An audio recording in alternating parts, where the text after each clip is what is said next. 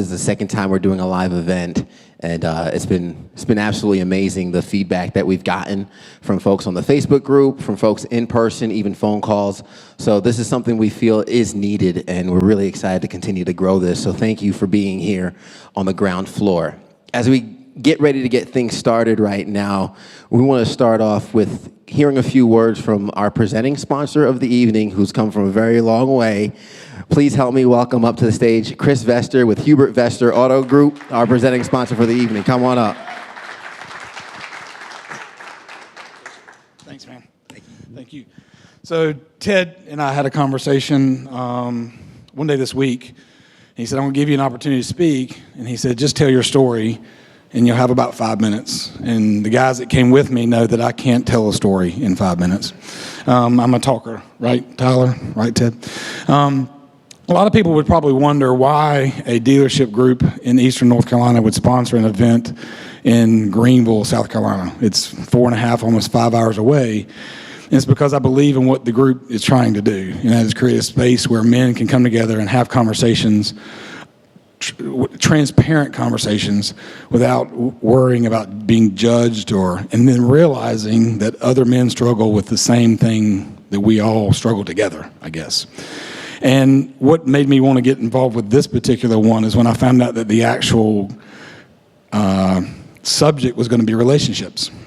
So back in April, Tyler did a 30-day challenge, a video challenge. I don't know if you even remember this, Tyler, but one of the questions that he asked, and it's like he'd ask a question and you had to post a video response. And one of the questions he asked is, what's the one thing that you struggle with the most?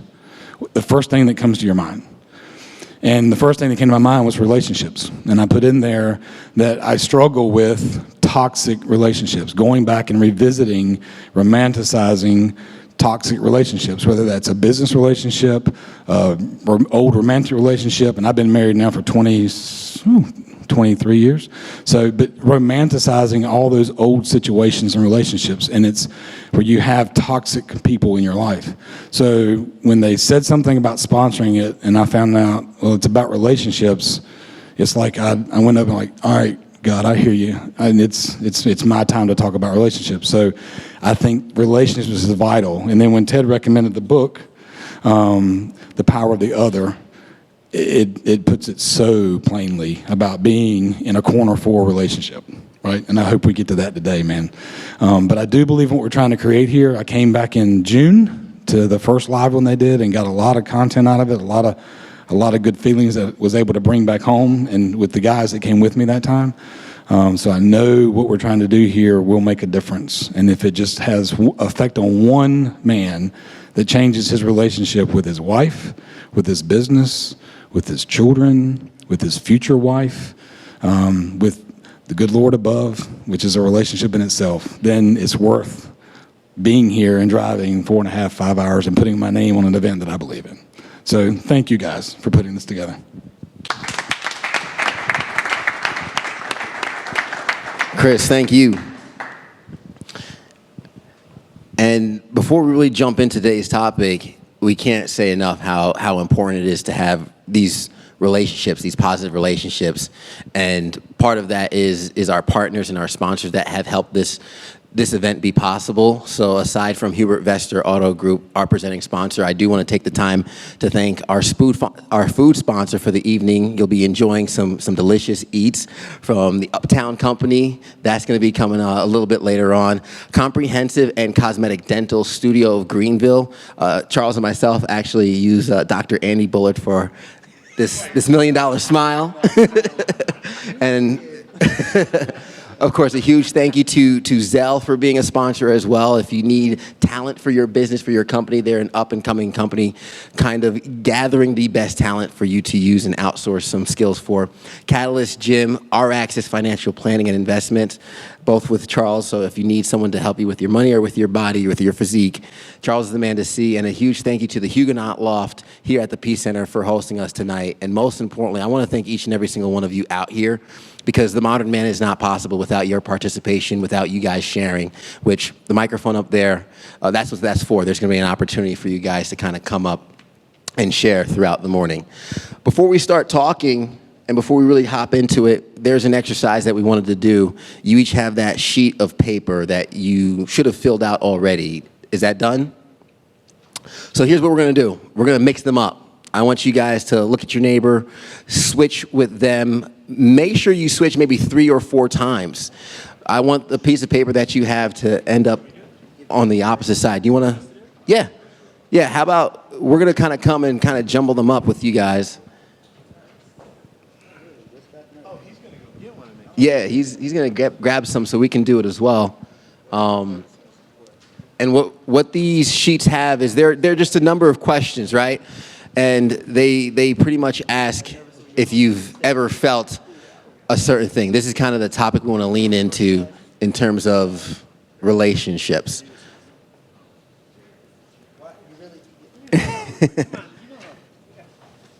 It's called vulnerability, Charles.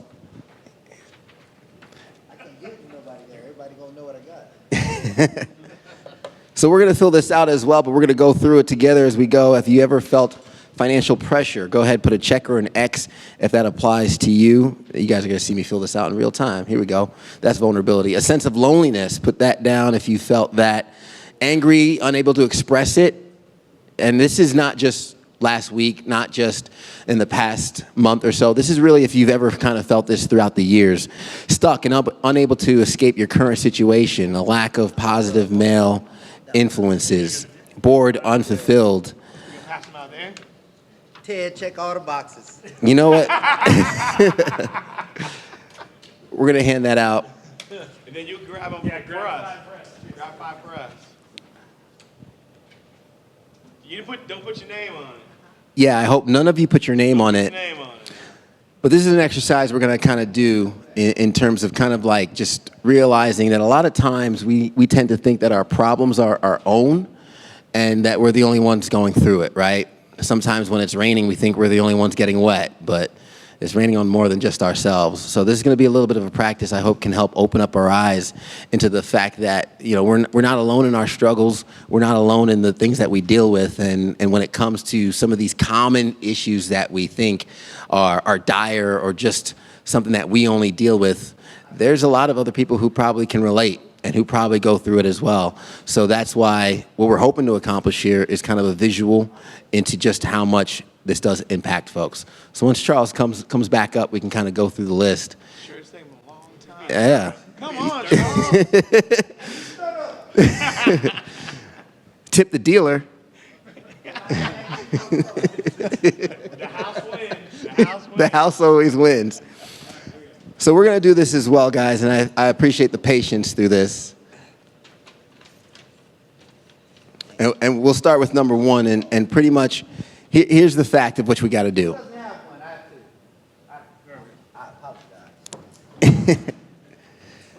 So we'll start with the first one. If number 1, financial pressure, is checked on your sheet, stand up. If number 2 is checked on your sheet, a sense of loneliness, stand up. If number 3, stay standing if you came up. If number 3, angry and unable to express it, go ahead and stand up. Stuck or unable to escape your current situation, stand up. A lack of positive male influences, stand up. Bored and unfulfilled, stand up. Doubt or lack of confidence, stand up. Held back by the people around you, stand up. Misunderstood by those closest to you, stand up. And here's the thing, these 9 issues were taken by random, but if you look around, every single one of us are standing up right now. And that's why we think the modern man is important and it's necessary. Because whether it's just one of these things that's checked off or all of them, your paper's not your own, but you know somebody in this room has had that and needs it. So we're going to hop into why it's important for us to kind of relay with each other what we're going through. That way our problems don't have to be our own. So let's sit down and get into it, guys. Thank you so much. Talking about relationships, Charles, I know you just recently had an experience that you wanted to share with us to get things going about how relationships have been important for your development. So why don't you go ahead and help us out? Hey, everybody. Hey, everybody. How you doing today? So I'm going to start out with, I'm actually nervous. And there's only like 20 of you out here. I talk in front of people all the time. So being nervous isn't like really my thing. And I actually know most of you. So you're like, why is he nervous? Well, I'm going to tell you why. Because this is important. And it's very important to me. I'll rewind back, and I have to rewind back to give you the relevance of what I'm saying. So I'm going to step down here so I can talk to you guys. 5-6 years ago, I moved back from Germany, post-military, and I started dating a girl, and the short version is everything I thought was great, blah, blah, blah. She got breast cancer, and she passed away. I had a very awkward year and a half. It's real awkward. I was mad at God. I was mad at the universe. And if you saw me and you saw me out, you thought I was fine. But I wasn't fine. I was drinking a lot. I was in a very weird place. I'd go home. I'd be sad. And that's just what I was doing. But I never reached out to anyone. I stayed at home. I handled that internally. My only friends were party friends. And that's what I did. That's how I lived with it. And luckily, the man above, whatever you believe in, the man above, one day I woke up one morning and he slapped me in the face and said, boy, what are you doing? And I figured it out, and I was like, okay, not a good thing. You need to handle it differently. But it took a year and a half of my life to figure out what I was doing, to figure out that I was doing the wrong thing, to figure out that there was a better way to live life. Fast forward to this year. Literally this year, I think the date was July 14th. And it still makes my heart beat awkwardly. So me and my girlfriend, we bought a new house. We bought a horse farm. Yeah, I'm out on that Old Town Road. I'm doing that thing. And the first exit away from my house, a lady ran a stop sign and I hit her. Totally her fault, but I hit her and I killed her. Now, I've deployed, I've been military, I've been in combat, got certified, whatever, but how many of you have ever ran a stop sign and you're still here? It's okay, it's not a problem, right? It's not an issue, but I killed her. The next day I get a phone call from my kid's mother. Now, my kids don't live with me, me and their mother aren't together, and she's crying and she asks me what's wrong, and she says, am I okay? I don't even know how she knows. She's like, well, the lady you hit was Sherry. Sherry lives next door to my kids. And I was part of her dying. I'm religious, I'm a Christian, I believe everything happens for a reason. So, what the hell was that reason? I was in a fog. But one thing I did, and one thing that I have learned, the one thing that I actually learned and I held on to was that I'm not doing that again. I'm not going into alone by myself again. So I reached out. I reached out to my pastor. I reached out to a psychiatrist I know. I had friends that just came to my house, like literally just pulled up. Hey, bro, you okay? And wanted to sit down and talk and have that conversation. And all they wanted to do was give me empathy, give me sympathy, and they just wanted to listen. And then I had friends that wanted to correct me and tell me that I was wrong, tell me that I didn't understand what was going on. And this was 2 months ago. And I'll tell you flat out, while right now, I'm almost sad right now, but all of you are out here, and I'm not sad. Because I have those connections. I understand that there is a purpose, and that's a conversation. If you want to have it, I'll be glad to have it with you. There's literally a purpose in what happened. Mind-blowing. There was literally a purpose in the conversation that I had to have with my children about that I was involved in your neighbor dying. But instead of telling you how sad I am and how upset I am, what I want to tell you is that I have found relationship. And I get to find relationship with all of you. And I hope you guys get to find relationship with everyone in your life and with someone in here, because that is how you grow. So Ted, thank you for letting me start this conversation. Thank all of you guys for being a part of this conversation. And I want to sit right here because I want to live right here with you guys and grow with you guys. So thank you.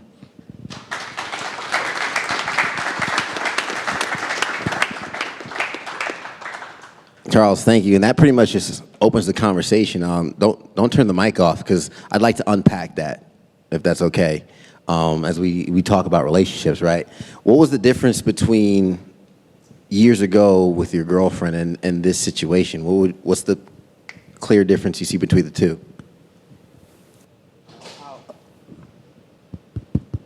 That's when you turn the mic off.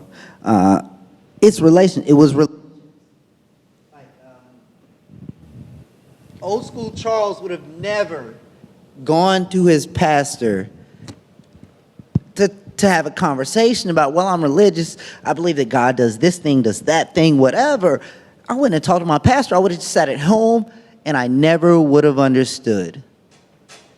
I never would have figured it out. So I went to the person, and that's one thing that, in this conversation about relationships, you have different people who have relationship expertise. You talk to coaches, you talk to colleagues. Well, I needed a coach because I didn't understand. I needed a religious coach. So I went to my religious coach. And my religious coach put me in a place that you guys will never believe. This was instant. Now, we talked an hour and a half, and at the end of that hour and a half, I understood. There was a why, there was a reason, there was a purpose. And you don't have to agree with that. But it saved me. It saved me from another year and a half of loss of life.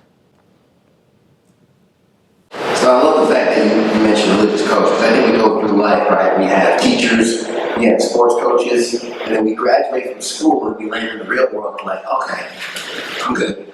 I got it. We all know how to do this thing called life, right?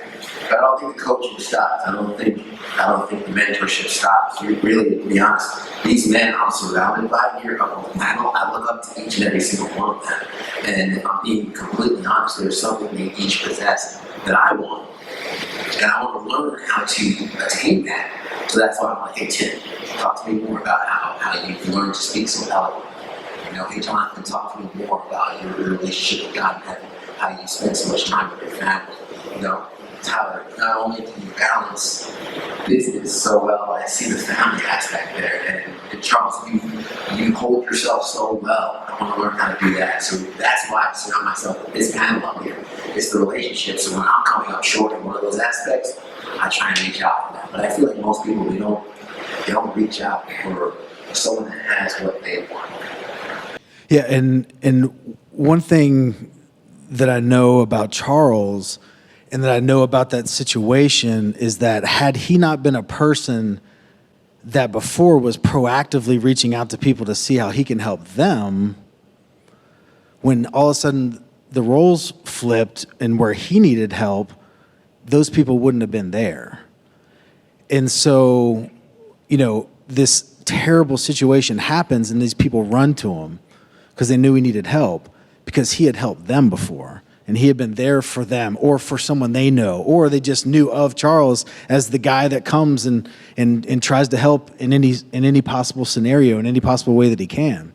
And so I think that's an important lesson when we talk about relationships, that it's not just take. It's giving with the understanding that you're going to need it at some point, and that there's people around you that are going through stuff. That's an extreme example of pain, but there are people in this room that are going through something that could be equally as painful to them right this second. And so what are you doing on a daily basis with the relationships that have been put in front of you to pour into them and to be that ear, that shoulder to lean on, so that later down the road, when you go through something, they're going to be there for you? And another thing that I wanted to mention is, when it comes to, Charles said, reaching out to a coach, and you were just talking about, having these relationships with people that have things that you want or the things that you desire, that you want to attain or want to have inside you. To me, one of the most important elements of relationships that we all need to have is relationships with accountability. And so if you look at all the areas of your life, who specifically do you have in your life that holds you accountable to those things? And that's willing to call you out on those things. Whether it's working out, whether it's your relationship with God, whether it's your relationship with your spouse. Like, who do you have in your life that'll just come up to you and say, hey, man, I see you acting this way. It's not really congruent with the things I've heard you tell me that you're all about. So what's going on? I truly believe that we cannot hold ourselves accountable to reach the highest level of performance in all of the areas of our life. We can hold ourselves accountable to being mediocre. We're all great at that. But if we want to do something special, like if we want to be extraordinary, I do not think we have in ourselves the ability to hold ourselves accountable for it. And so it takes somebody else pushing you further than you could go. And it takes somebody else asking you those tough questions. It takes somebody else, just knowing somebody else will call you out, will get you to do that thing.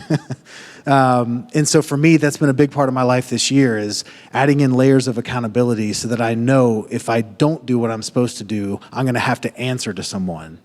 And I would love to say that someone would be me and that I'm strong enough to do that myself, but I've realized I'm not. And there's absolutely nothing wrong with that. And the solution is adding in those layers of accountability so that you can get what you need to get done. So that to me is an extremely important part of relationships, is having it be one of accountability. And he's right. You are your worst accountability partner. Just know, you'll tell you talk yourself into something to talk yourself right back out the next moment. You know what I'm saying? Oh, I'm gonna do this, and then no, that's better, right? So I think another picture that I want to see from that story, and I appreciate it because Charles we did have a conversation. He shared it briefly with me. I don't know how we talked a good bit that day, but I was on the phone and he shared it with me, and it just hit my heart so strong.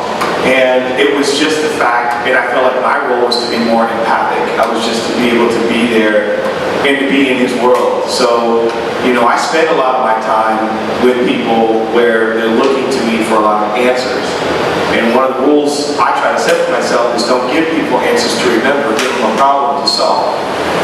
Okay? Because I believe as coaching, that's what it's about. But even when it comes down to a real place, when you hear the rawness in the guy that I look up to, Charles, I admire him. I see his energy, I see his strength. He's got mental toughness, he has all those things. But I think just having that around, if you want to call it levels of accountability, if it's the inner circle, it's whoever's close to you, whatever, you've got to be able to get raw. It's called wound care for a reason. I have to wound you for you to be healed. And even though I'm not the one wounding Charles, it was wound care. I'm a part of that. It's called exposure. I used to do a lot of rock climbing. When you're up on the face of a mountain, that's exposure. And you have to get that through your head. You have to deal with exposure, being exposed.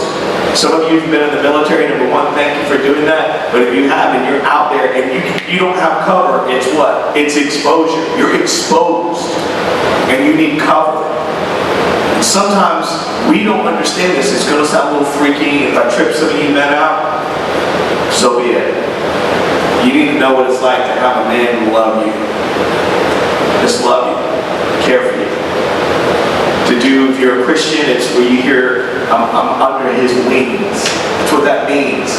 You know what submission is? Biblical submission is not about someone being underneath someone's foot. So imagine we all go to Cleveland Park, the park that's around here, and it's a hot day, and we all decide we're going to have a cookout out there. What are we going to look for on a hot, sunny day? Shelter. So that's what submission is arranging ourselves under cover. That's submission. And we all need that in our life. See, the greatest power that men need to take possession of is the one that starts there. The real, the raw, the revealed, that bare, fresh skin when the scab comes off and it's brand new. When you look at, if you've ever had a kid and they see it, and that scab comes like, they go, why is it so pink? Because it's new. It's still raw. It's still healing. And that's what I felt like I got to play a role in, and just feel like I'm just following along with this conversation here. That was the most powerful thing, is that in our short time of connection, we've built enough connection to where he knew he could talk to me, and I didn't have to give him instruction. I didn't solve the problem, but I could be like a tree that provided a little bit of shade as he moved throughout his day where he needed to go. And to know that he's loved like that, in a safe love, in a real love, from a man that he actually believes has some power too. And I think that's why we're hearing him tell a story today that I don't know that I've been able to tell, and how many months it's been moving my heart through that situation. So that was all really awesome. I think what's fascinating, when Charles shared with me the story that first time, hearing it, he had probably a couple months to process. And one of the most difficult things for men when they talk about relationships is the strongest relationships you have are not because all you ever talked about was your strengths and your successes and how awesome you are. The deepest relationships you have is when you were exposed, when you were vulnerable and said, this is my weakness. And then even simple things like, this is just not what I'm good at. I mean, the story was hard and raw, but there's also these things, like, we're not good at everything. Like, we're not the greatest at everything. And sometimes just the simplest thing of saying, I'm not good at this, will you help me? Exposes our weakness. And what happens with that exposure is you can be manipulated or you can be empowered. The moment someone knows your weakness, they can use it against you. And that's why we're afraid to share weakness. But when you have the right relationships, when a weakness is exposed, that person empowers you to say, hey, you can do it because I'm going to do it with you. Not, oh, you can do it and I'll go on your way, but hey, you can do it because I'm with you. And this is where we have to stop confusing quantity and quality. You have a lot of quantity time with some of your men friends, and they are not of quality. You're thinking about it right now. If you had been in the same situation Charles was in, you already know that some people that you spend a whole lot of time with, you ain't calling and telling them. But it's the quality of relationship is what we need to focus on. One of the things that's happening, like most recently with my life, is relationships I thought I had. When things started to get dicey and hard, and conflict and opposition came up, relationships I thought I had, those are. And I would tell you that quantity-wise, I had more time with them. But listen, 5 minutes with these guys of quality, we're getting somewhere. I can call them, email them, talk to them, hey, I don't know how to figure this out. I'm like, we can figure this out. Not, I'm going to tell you, you go figure it out. I'm going to do it with you. So I think what I hear from Charles' story, and then what you just heard from these guys, is weakness. It's this weird paradox. Weakness is what builds relationships. And here's the deal. Any person that you share a weakness with that uses it against you, run from that relationship super fast. Because they are toxic. That's Christmas. So I think this topic, Ted, you nailed it on that. This is a topic we need to talk about. Because really, until you start doing it right, you've been doing it wrong for so long. I agree. And the reason this was a topic is because it's something I'm working on, right? When you mention weaknesses, my problem is I try and take everything on myself.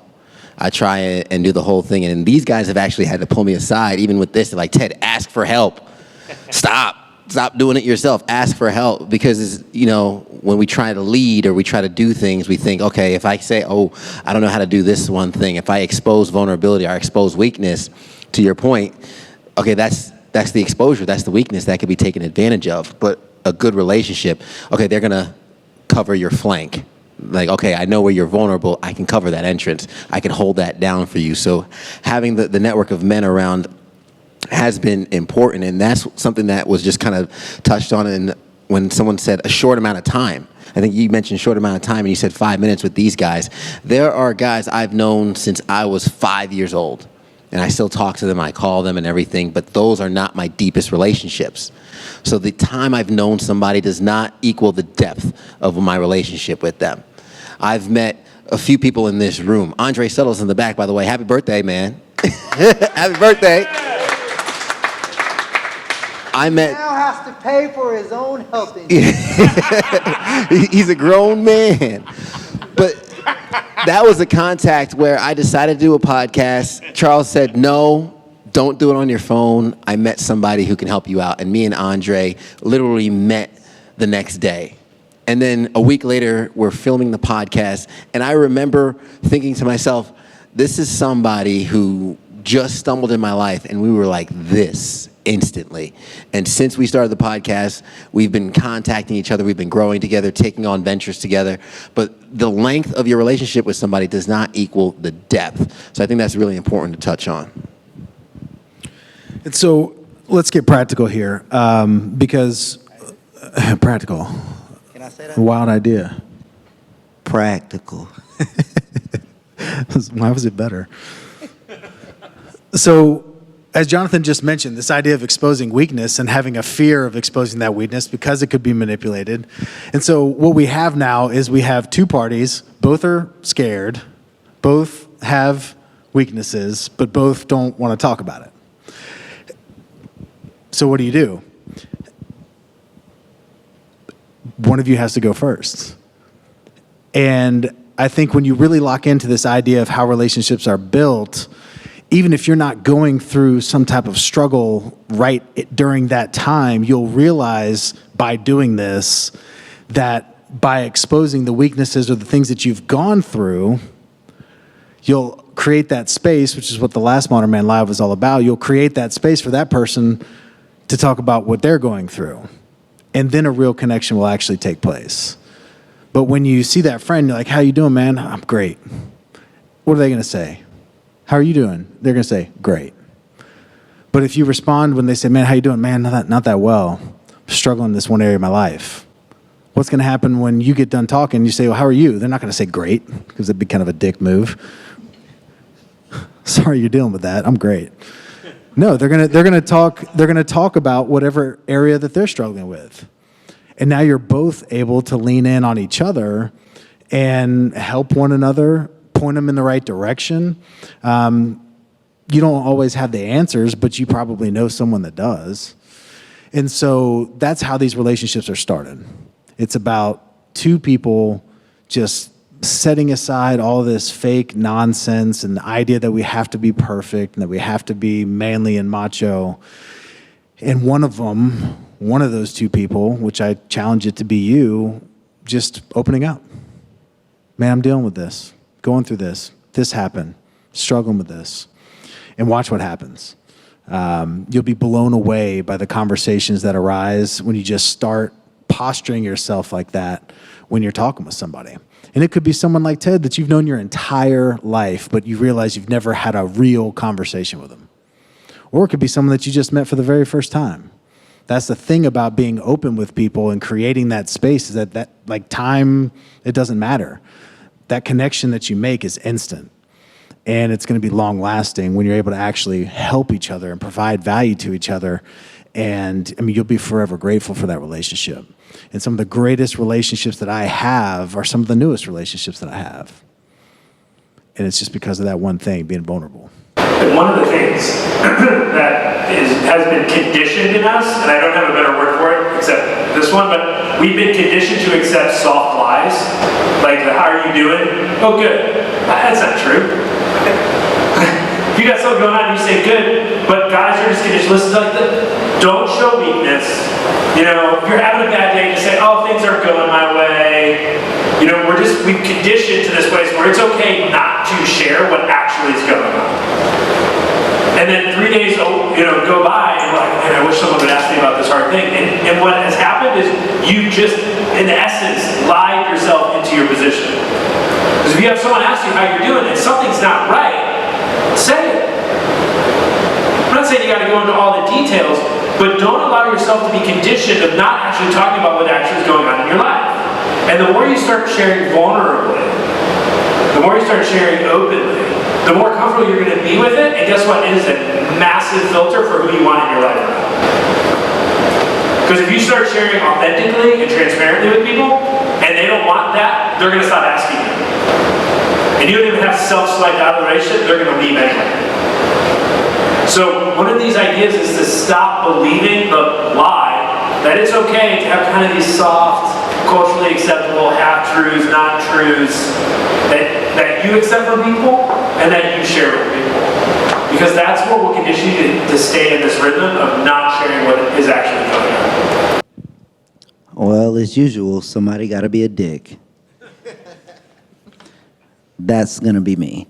So I'll give you guys the part of my story. I had a dickhead part like a couple weeks later. So there's always lawyers involved with everything, right? You had an accident, something happened, whatever. So I get this, I get this letter in the mail that says you're being sued for wrongful fault in the death of this person, and this is somebody I know.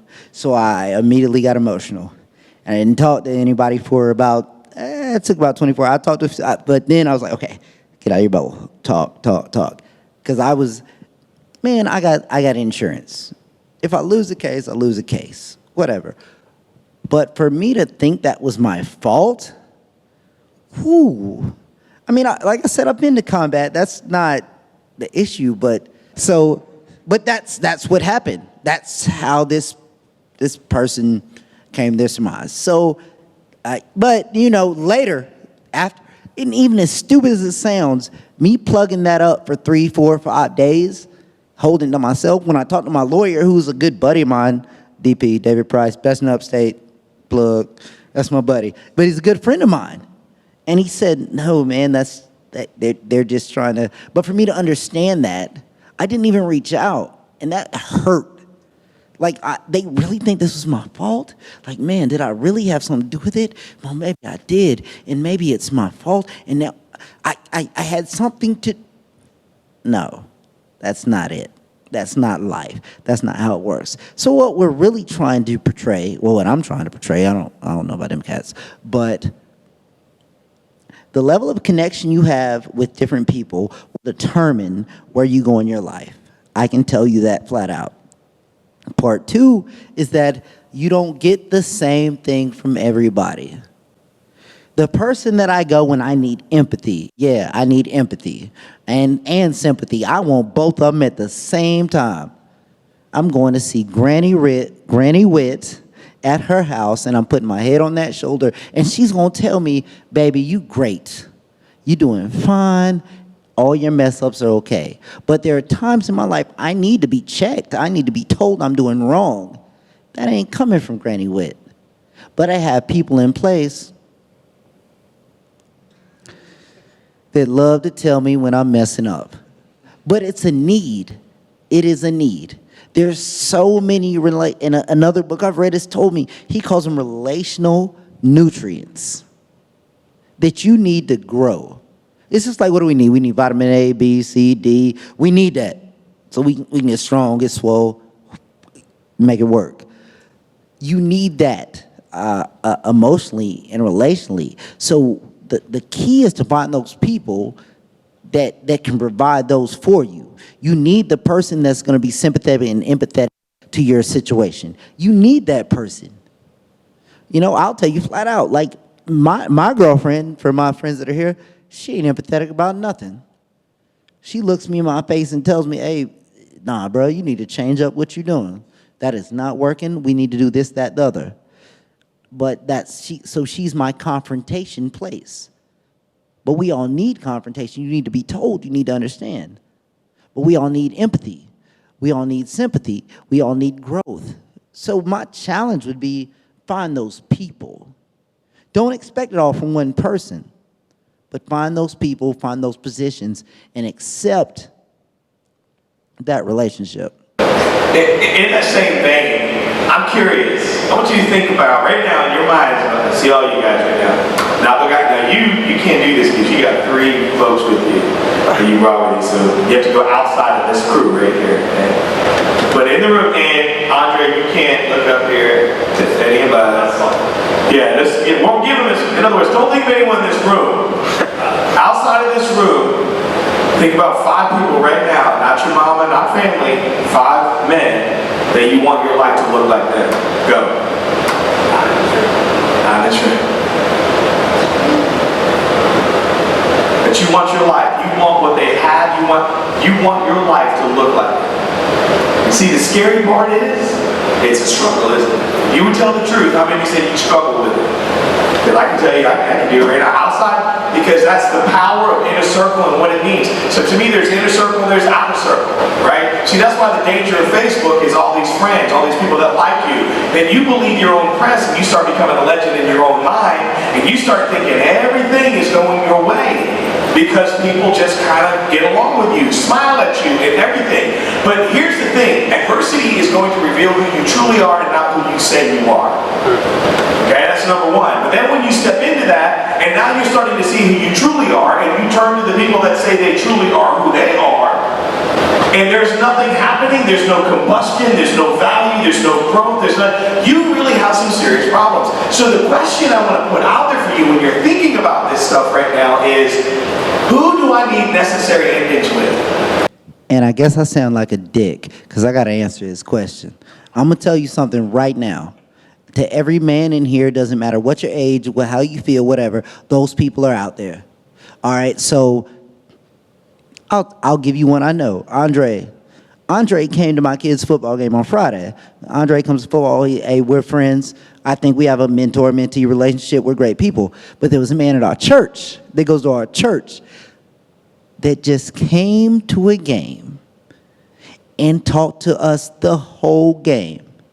And is a great brother, is a great mentor, is a great teacher, is retired now, runs an organization that is a volunteer organization.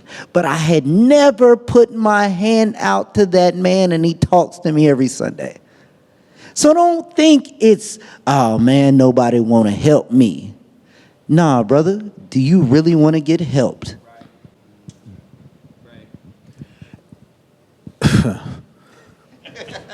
Tyler don't want no help? No, but you just stole the words out of my mouth, because I was just sitting here thinking, if you've ever been in a place where you're like, man, nobody gets me, nobody understands me, how in the world is anybody going to get you when you're not putting yourself out there? Like, how is anyone going to understand you when they don't know what to understand? You're good in their mind because that's all you do. Like, they see you, oh, he's good, he's happy, he's on Instagram flexing. Wow, nobody understands what I'm going through. That's because nobody knows what you're going through. And so that's what we're talking about here, is being able to have real conversations about what you're actually going through with people, so that they even have the opportunity to get you or to understand you. But how many, like, we've all had that thought. Like, man, nobody gets what I'm going through right now. Like, exactly, because no one knows what you're going through right now. So who do you have in your life that knows what you're going through right now? Like, who are those people? And if you don't have them, find them. They're out there probably saying the exact same thing that you just said about yourself. I think a lot of it starts with ego, right? I think as men, we're quick to kind of size ourselves up against each other. Like, okay, what are you working with? What am I working with? What's your bank account look like? You know, how much do you bench? All those things where we start getting into trying to...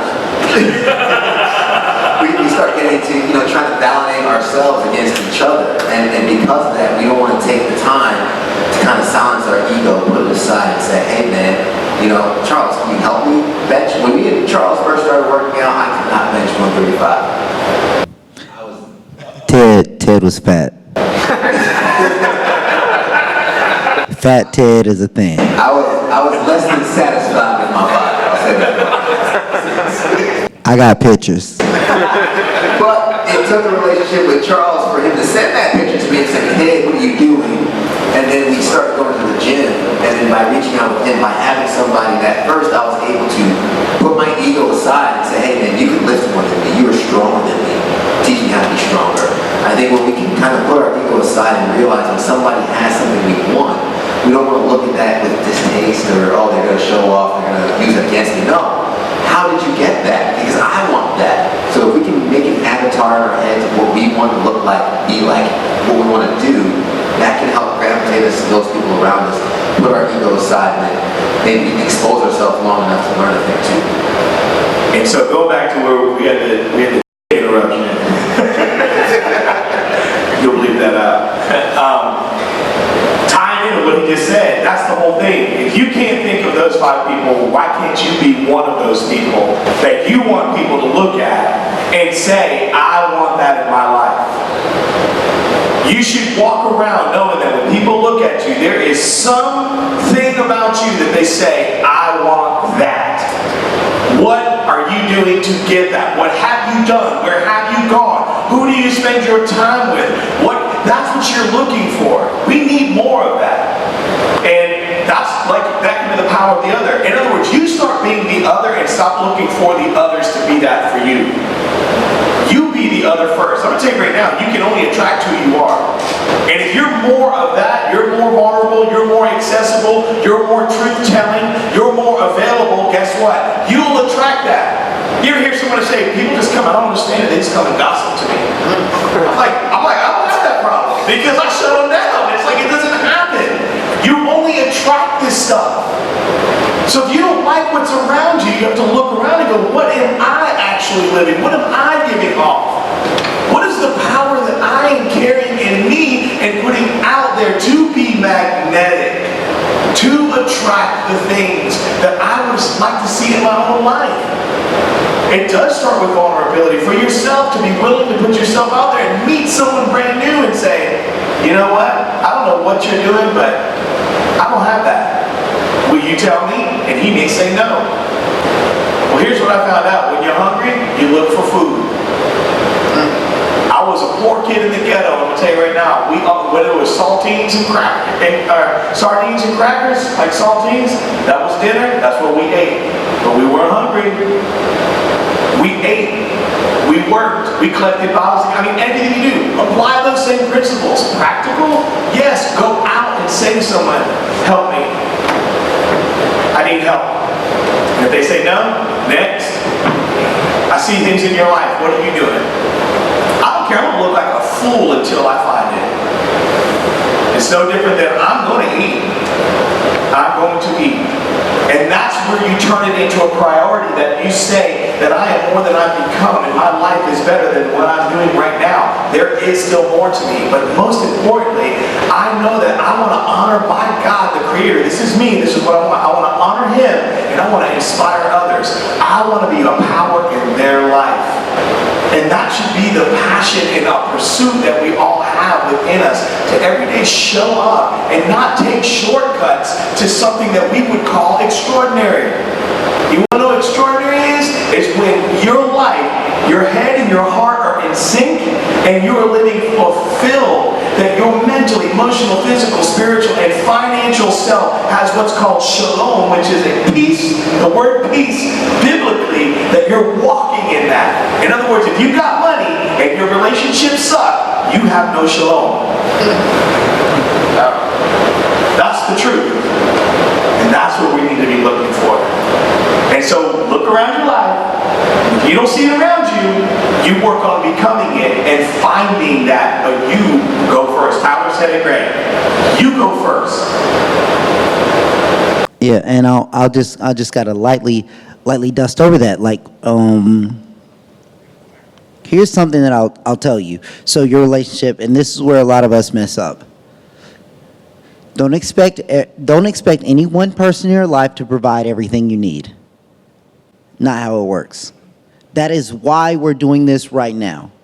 Because you need men in your life. So the same person you get empathy from.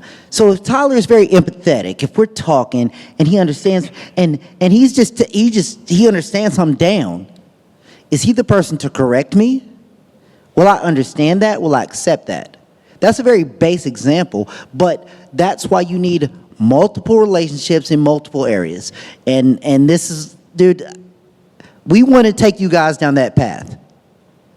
We want to show you how to be who you want to be.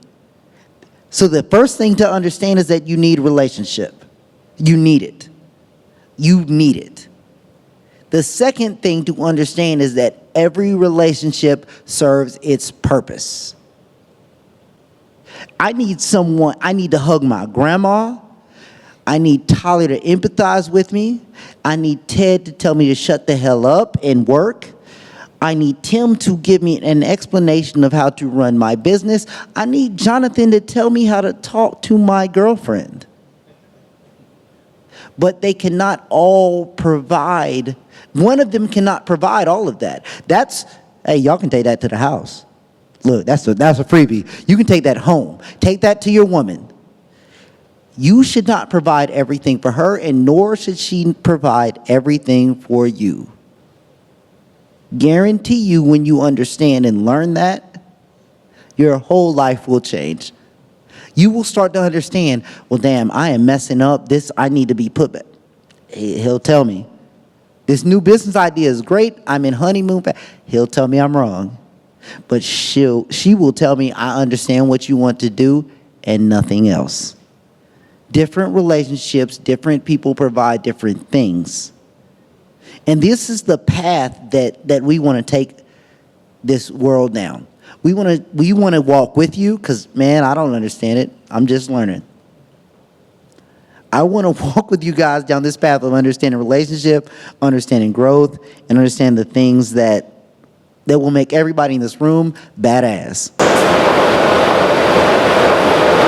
Real quick, one of the things about relationships is something I learned from Gandhi. Gandhi said, the best way to find yourself is to lose yourself in the service of others. And there is this, and you go to the self-help section at Barnes & Noble, or just Google it or go on Amazon, thousands of books on how you should be a better person, or how you could be a better person. 10 steps to this, 5 steps to that, 1,000 things to this. But I do think there's this really fascinating thing in a relationship is that if you're really looking for yourself, find yourself in serving somebody else. And that doesn't mean just always, it can work with working with not-for-profit groups or, those less fortunate, but sometimes it means going to your friends and saying, hey, how can I be a better friend? How can I serve you more? Hey, I have a relationship with you. Especially do this with one of your guy friends. Like, I have a relationship with you, we've been journeying through life for a long time. How can I be a better friend to you? How can I serve you? Because here's the thing, that guy may not be able to go first because it's never been modeled for him to go first. So when you go, hey, I'm willing to serve open-handed, I'm willing to be that shade, I'm willing to be that person that helps you, how can I do it? Because if you're looking for something that's missing in your life, my suggestion would be just go serve those that you have a relationship with. Yes, it can be another group. Yes, it can be another community. But I'm telling you, those in your inner circle, those in your outer circle, need someone to come serve them. They need someone to come help them, to stand with them. So when you're thinking about these relationships, realize that one of the things that needs to be there is that you need to serve them. Graciously and kindly, but serve them. And so to combine what Charles and Jonathan just said, when Charles said you got to figure out what you need, if you need it, be it. If you need encouragement, encourage somebody. If you are feeling hopeless, give somebody else hope. And it may not be in how they pour back into you, but the activity and the process of encouraging somebody else will bring you encouragement. If you don't believe me, try it. And so whatever that thing it is in your life that you know you need, focus on that one thing and be that for as many people as humanly possible, and you will find it. Either through them or through the process of being it for them, you'll find it for yourself. Here's the crazy thing about what we're talking about. It's not easy. It's not easy. It does require effort. But quite frankly, we're in a room full of men. Being a man is not easy. When we talk about being modern men and having to step up and arrive, we're going to have to take that jump. We're going to have to take that leap. So if everybody can just be extremely vulnerable for 1 minute, in the last year, the last 12 months, if you felt, maybe not all, but felt in some way that what he was just describing was you, just raise your hand.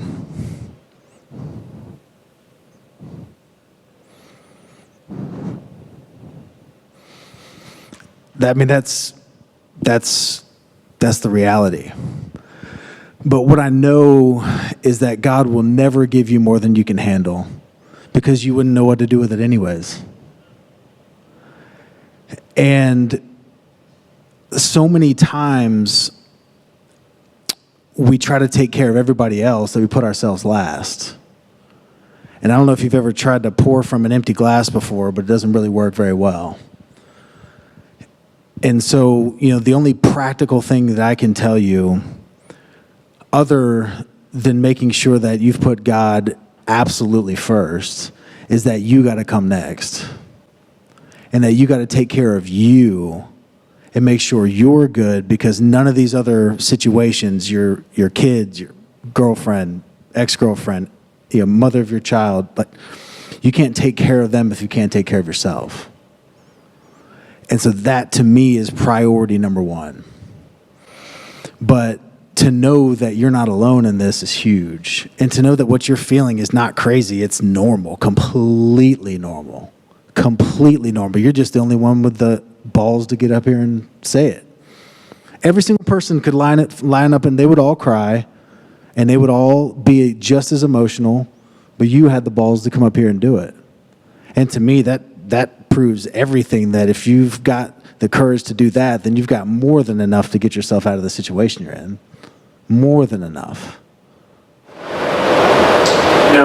One of the things too, everyone's hand went up, well, at least the hands I saw.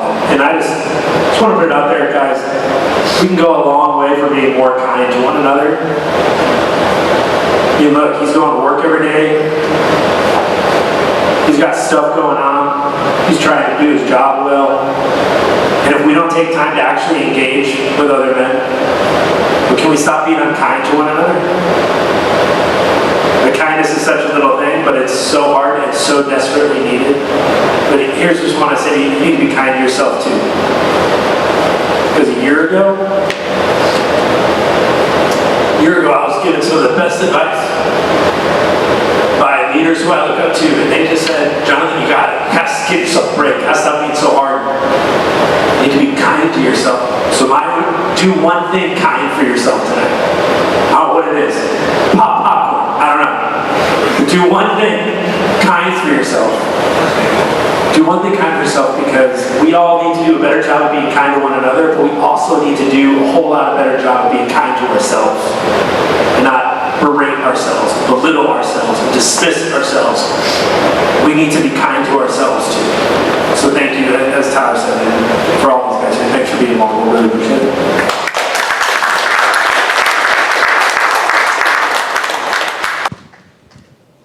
Tim, you're not gonna say anything? I mean,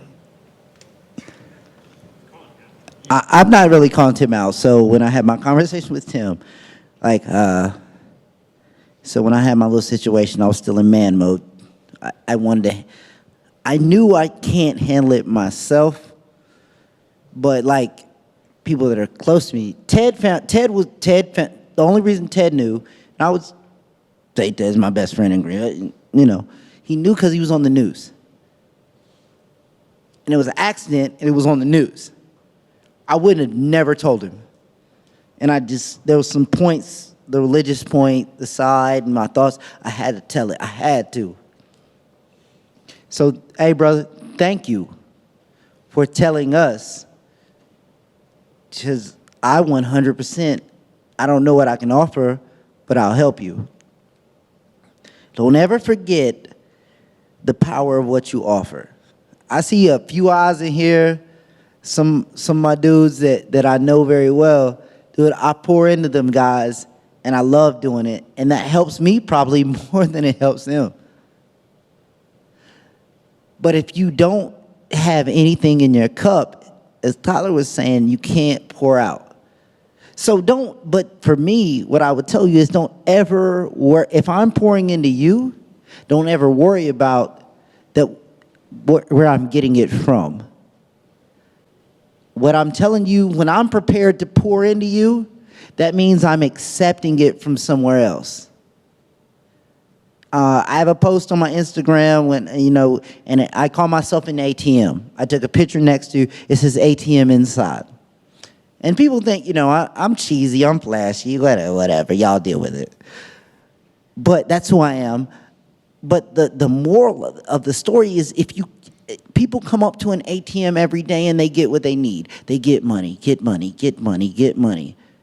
Then someone comes along and refills the ATM. It ain't the person taking money out. Ever. I know where I get my ATM refilled from. I've established that, and I've learned to understand that. I have several, my girlfriend, my close friends, my grandmother, I get my ATM refilled. I might go see my grandma when I leave here after this.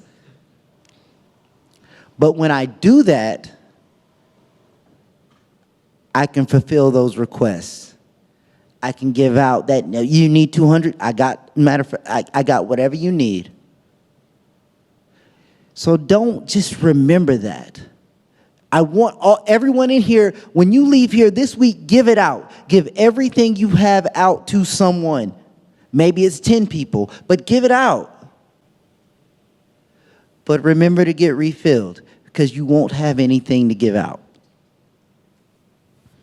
One of my favorite quotes that resonates so much with what you just said is sometimes you don't realize you're drowning when you're trying to be everybody else's anchor. And the best part about what you just said is you realize it. And that's the first step, is realizing that you're drowning. Now all you got to do is start swimming, right? And I think you got a handful of people in here that are going to connect with you that can help you do that, which is why you're here. And this is that, like, literally what you just did is the entire reason when me and Ted sat down 2 years ago and thought about what this would ever look like, was for that exact reason. So thank you. So, love that. Thank you for sharing that. I think it is important. It's all alignment. All relationships are all about alignment. And it's what you agree upon when you get together. I mean, most people, okay, first of all, let me just say this. If you're a man and you're looking for a woman, it's one thing to have a woman's hand, it's another thing to have her heart. Okay? And so it's easy to get hands. We get hands all day. It's heart. And also, the woman's supposed to be beside you, not below you. She can provide too. Okay? And she can have ambition, and she can have drive, and all those things. It's when you have communication and discuss those things in advance. See, that's why premarital counseling is one of those weird things that people don't want to do anymore. And I'll tell you, here's premarital counseling to me. Do you like sex like this? Do you spend your money like that? That's when you really get into the truth of it, okay? Like, I'm talking like real stuff, right? Not this. So, do you understand non-sexual touching, Tyler? No, let's have a real conversation here. What issues do you have? Your mouth doesn't what? I mean, I'm not kidding. We don't talk anymore about real things. It's the truth. But here's the thing, the reason we'll talk about it is because we got to be willing to talk about it. So I love that you're looking at that alignment, but let me also encourage you this, because you're still growing and so is she. And she may have latent potential with ambition that you're not aware of. And it may be rising up in her. It's a seed that was planted 5, 7, 10 years ago that will spring up out of nowhere and be like, surprise! And then you're going, whoa, whoa, whoa, whoa! We didn't do this in the beginning, Lady Love. Right? We have to learn that relationship is something that must evolve, but it must be done in proximity. We need to be able to build off of it. We have to stay close in proximity. So as you're making your agreements and your arrangements in the beginning, you also have to understand that adjustments are absolutely necessary. Keep driving your car with the same Michelin tires for 10 years and see what your alignment looks like. Okay? Motion creates friction. The rubber's going to wear out, and you need to retread. It's the truth. And this is the things that we need to do. So I'm not coming down on you, man. I'm just saying for everyone listening, figure it out. You always need to realign constantly in your relationship. Because if not, you'll find she's going north, you're going east. Something else is happening. And you go, well, it's kind of northeast, right? No. It's called tug of war. You're pulling against each other. All relationships have necessary tension. Motion creates friction. There's necessary tension in order to make it work. You didn't have bicep and tricep tension, how would your arm function? That's true. There's a tension there. It's natural. But if it's putting the undue stress and tension through not really communicating the original intent of things, but always know this, no relationship is a closed cannon. The only thing that's a closed cannon is, I'm yours and you are mine. You are 100% you and I'm 100% me. It's not 50-50. If my wife comes to me and says 50-50, I'm gonna say, where's the other 50% of you going? It's the truth. Yes, sir. We need to get into 100-100. All of me, all of you. And well, I'm imperfect. Perfect. I need all of you then. I need all of you with your imperfect. You're good, you're bad, you're ugly, you're indifferent. You understand? All your curves, all your edges, all your perfect imperfections. Oh yeah! All of you! Right? Anyway, I'm sorry. But anyway, you get what I'm saying? You feel it? I mean, that's where we need to be, right? That's where we need to be. And I love that you did. You're at least having conversation. Most couples don't understand that. And they're getting on the same boat, thinking they're going in the same direction. Most people are more happy and excited about the wedding and all the preparation of all that stuff, and then they talk about going on a honeymoon. You go on vacation, come home and start your honeymoon. Wow. That's a different conversation. Pew, pew. Shots fired from Tim Pecoraro. So I'm going to give you guys a scenario. Say your woman makes $500,000 a year. Woo, yeah, baby. 500,000. So this is what my $500,000 woman would look like. I would wake up 30 minutes before she did. Now, if she showered at night, cool. If she did not shower, shower would be running. Breakfast would be cooked. Baby, you good? I got your outfit. You want to wear this? No? What else you need? Okay, well, I'll get you another outfit. She would leave the house with lunch in her hand. If she did not have lunch in her hand, I would bring her lunch or meet her for lunch. When she got home, house would be spotless. I would have worked out 4 times. And dinner would be ready to start. Now, when she walked in, I was like, do you want to eat or do you want to take your bath after? Because what I realized is that I've had all this free time all day to do whatever the hell I want. Now, baby, you want to go ahead, get in the bath. Baby, you want dinner in the bathtub? Girl, it's on. It'll be warm. And I would take her dinner, shoot it out the bathtub. What you want to watch on TV? Netflix cute? Netflix? Girl, I want to watch that movie too. I know, because she kissed him and it's beautiful, and we'll watch that movie. But she makes $500,000 a year, and I don't do anything other than take care of her. Flip the script, I expect the same if I make that money and she takes care of me. Now, I'll give you my real life. I moved to Travelers Rest-ish. I live on the Old Town Road. Yeah, my girlfriend trains horses. She does equestrian, and she wanted to have a horse farm. Now, I looked at her bills when she was at this other place. She was renting. She had a house outside house. She was renting a horse farm.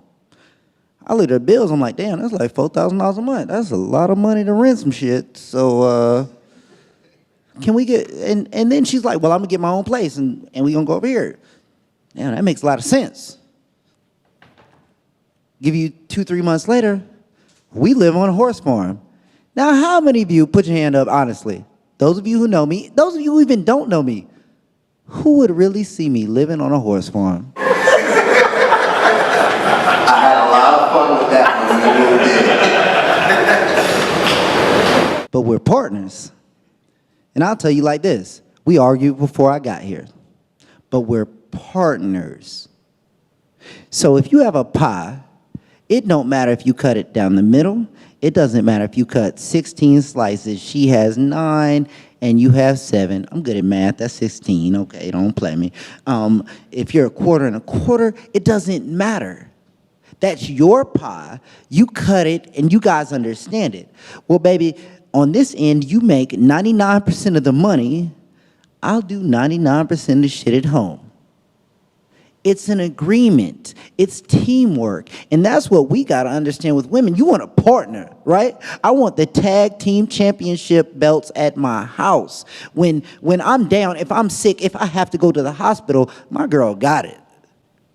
Bills paid, I'm taken care of. She looking at the doctor like, nope, not doing this. We doing this, that, and the other. My little son, I'm going to name him Escalade. Sorry, baby, that's what I'm going to call him. And Escalade's going to be fine. But we are a team. I'm not really naming him Escalade. She'll be mad. We're a team. And that's what you're looking for. You are looking for your tag team partner.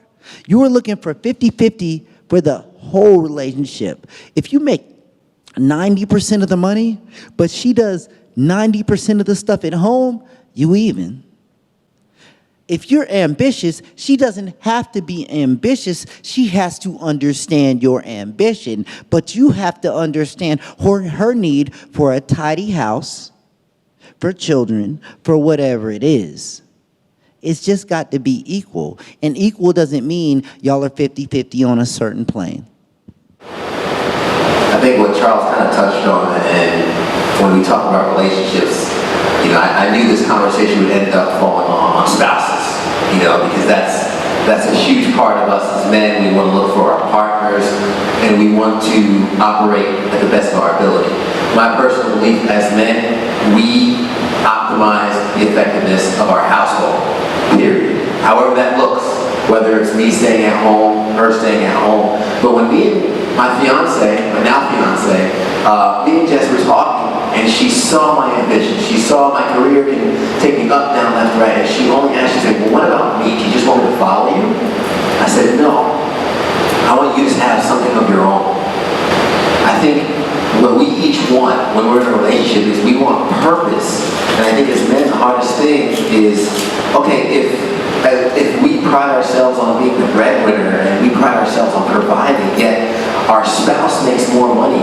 And this is probably the hardest thing it's been for us to accept. We have an awesome woman who makes more money. She comes home, still handles the house and everything. What about me? What do I do? That's on us to find our purpose and our contribution. Charles, he hits the nail on the head. He's like, okay, if she's making $500,000, he's going to optimize her performance. He's going to use his skills to optimize her performance in doing so. You might have a different purpose. You might have a different tactic on finding your purpose, and that's okay. Quick story I always talk about when we talk about relationships. There are two hunters, a wise hunter and a young hunter.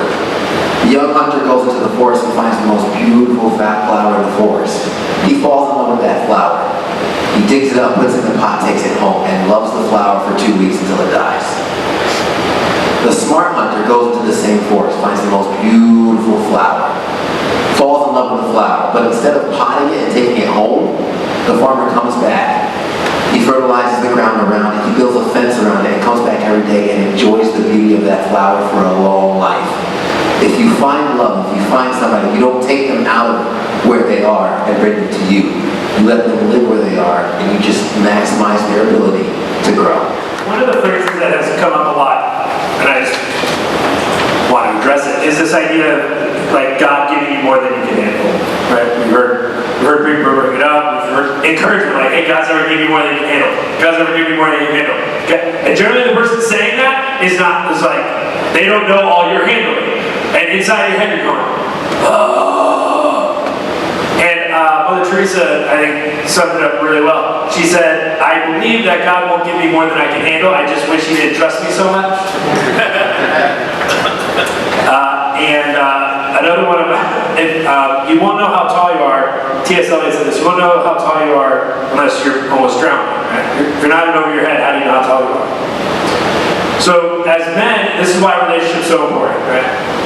You know, how, like what you shared. Like when you live in isolation, you will feel like you have more than you can handle. When you live in isolation, when you don't share what's going on, you will feel like you have more than you can handle. But this is why you have a relationship, because when you feel like you have too much that you can't handle, you've got people around you who say, but I can help you with that. Because when God said He's not giving you more than you can handle, He never meant for you to live in isolation. So sometimes you individually, yes, it's a little too much. Right? Because you weren't meant to live in isolation. So if you do feel like you're carrying too much, there's too much, that you feel like God's giving you the raw end of the deal, and He's giving you too much, He might be saying, but I put people around you, you just are too proud to go ask for help. Because they're there to carry it with you. They're there to carry it with you. So one of the things too is when you hear somebody say, well, God's not going to give you more than you can handle, and He's a friend, maybe you should say, cool, what can you help take from it? What can you help? Because I got something. And one of my favorite analogies is kind of, my friend said, Jonathan, this is how I think you live your life. When you see someone with a whole bag, like carrying 2 things, big things, groceries, there are these massive things, and someone goes, hey, can I take something from you? You're like, yes, but if I try to move one thing, I'm dropping everything. So one of the best gifts you can give to any of your friends is if you see them carrying a lot, more than they can handle, rather than asking, hey, what can you give me? Just say, hey, I can take this off your plate. I can grab this out of the back. I can help you with this. And I mean, not to keep talking about 2 guys like Charles and Tyler. Charles doing it for me next week, Tyler doing it this week. They've heard some stress going on. Like, listen, I can take that off. But they didn't ask me, what do you need? They're like, I can help you with this. I can help you with this. So remember, if you feel like you've had too much, and God's given you too much, maybe He's given it too much for you, but He's meant for you to have someone else carry it. Well, guys, thank you so much for sharing with us. We've mentioned with relationships, and as we talk about the modern man, you know, it's part of it is being leaders. And I think what we've come to agreements here on as being leaders in relationships and vulnerability is going first, right? And it's hard to show that vulnerability because we want to kind of have that clean armor. Well, a clean armor has never seen battle, and you're going through battle. And because of that, you're going to have kinks in your armor. You're going to have those. Was it you that said that? I don't know. If you have clean armor, because you've never been through battle, so you can show those vulnerabilities. And some folks Ted, can I ask you a question? Yeah. I mean, since we talking about it, I mean, why don't you share your biggest relationship problem? My biggest relationship problem? Yeah. How much time you got that? You got 1 minute. I'll be honest. So right now it's a season of me trying to step up. Just got engaged, and my wonderful fiance, she's in the process of finding her new path. And with that, she was working a job that did not serve her, and she was able to walk away from it, which I'm very proud of. However, my mind automatically switches to, okay, now I have to take up all the finances, I have to take up all this stuff. And going through the season of everything I'm trying to do, it's hard to kind of grasp how I can do that. And the reason Charles calls me out, because when I reached out to him, I think I mentioned to Tyler too, in my current season of trying to elevate but also take on burdens, which quite frankly Jess has never asked me to take on, but just as the man in the relationship, I automatically want to. I automatically feel like that's my job to. And I guess the fear is, can I hold this? Can I lead this? I think there's fear in, this is a time in my life I have the most to lose, and I'm thankful for all of that, but every single decision I make now is harder. Every single decision I make now has more consequences, because if I wasted some money on some stuff and I have to eat ramen for a week, that's just me.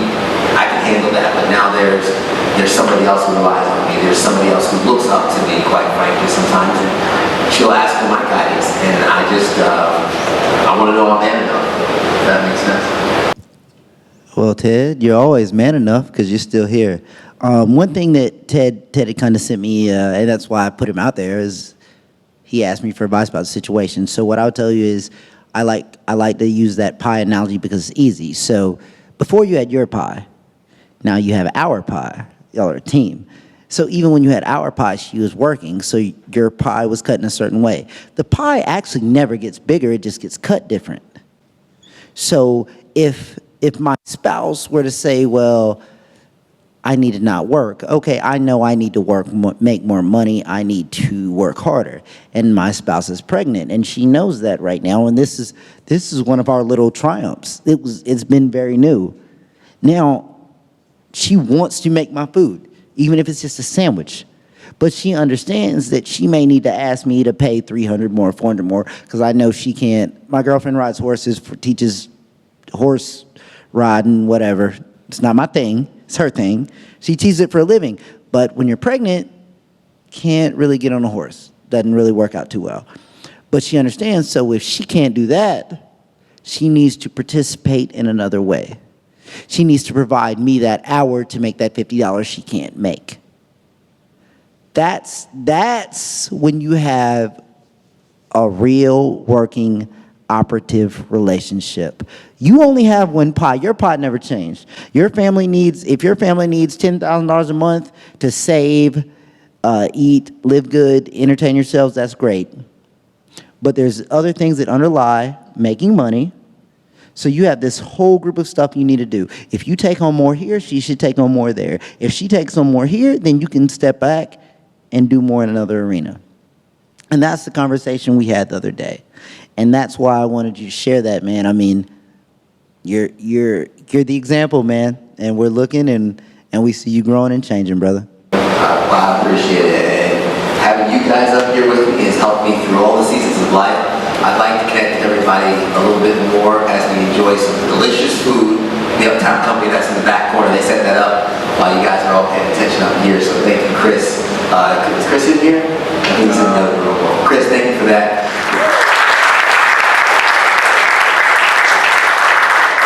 Guys, thank you so much. We're going to enjoy some food once again from the Uptown Company. And for the cameras, go out there and be a modern man. Thanks, guys.